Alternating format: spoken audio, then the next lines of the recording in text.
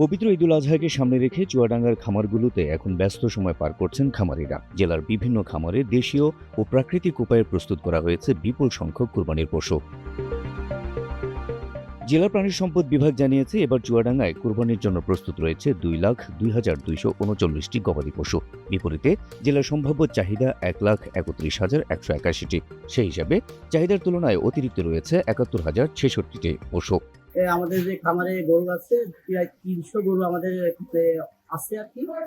এখন আমাদের এই সামনে যে আপনার কুরবানির প্রস্তুতির জন্য আমাদের 150 গরু প্রস্তুতি রয়েছে। এখান থেকে আমাদের বিভিন্ন জেলা থেকে বিভিন্ন থানা থেকে খামারি এসে গরুগুলো ক্রয় করতেছে।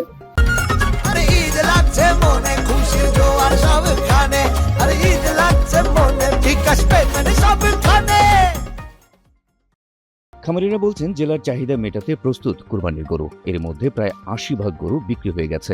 তুলনামূলক ভালো লাভ হয়েছে বলেও জানালেন খামারিরা। 30 থেকে 35 লাখ 40 লাখ টাকার পর্যন্ত গরু আছে। এবং এখানে যে জাতগুলো আছে আপনার হচ্ছে এর ভিতরে আমেরিকান জাত আছে কিছু, এগুলো বাংলাদেশে খুবই রেয়ার। এবং এই খামারই আছে এমন কিছু জাত আছে, সেগুলোর দাম হাঁকা হয়েছে আপনার 30 থেকে 35 থেকে 40 লাখ পর্যন্ত। এবং অনেক গরু বিক্রি হয়েছে। কোরবানিকে সামনে রেখে আরো অনেক গরু প্রস্তুত আছে। আলমডাঙ্গা সহ জেলার বিভিন্ন খামারে ছোট, মাঝারি ও বড় আকারের গরু প্রস্তুত রাখা হয়েছে। কিছু খামারে 40 থেকে 50 লাখ টাকা মূল্যের গরু রয়েছে। এখানে মনে করেন যে নানান জাতের গরু আছে, এমন দেখা যাচ্ছে গরু আছে 40 লাখ টাকা দামের গরু আছে।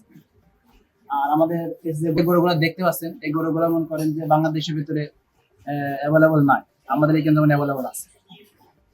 অনেক জায়গা থেকে কাস্টমার আসে, দাম আঁকানো হয়। ঠিক আছে, আমাদের এখানে সর্বোচ্চ গরু আছে 40 লাখ, 35 লাখ, 30 লাখ। তীব্র গরম আর ঘন ঘন লোডশেডিং এর কারণে গরুর বাড়তি যত্ন নিতে হয়েছে। এতে খরচও অনেক বেড়েছে।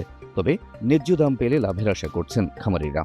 এই যে আপনারা যে গরুটা দেখতে পাচ্ছেন, এই গরুটার দাম হাঁকা হয়েছে এখন 40 লাখ। 40 লাখ দাম হাঁকা হয়েছে আপনার হচ্ছে 35 লাখ পর্যন্ত উঠছে এই গরুটার দাম।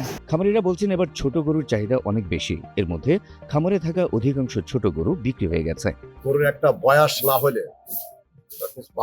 10 থেকে 12 মাস বয়স যখন হয়, তখন ওই জাতটা সম্পূর্ণ নির্বাচন করা হয়। এবং এই গরুগুলোর খাদ্য তালিকায় থাকে এক সম্পূর্ণ প্রাকৃতিক খাবার। 50টার উপরেই ছিল আমার ষাঁড় গরু, তার ভিতরে 35টা গরু অলরেডি ডেলিভারি হয়ে গেছে, বিক্রয় করা হয়ে গেছে।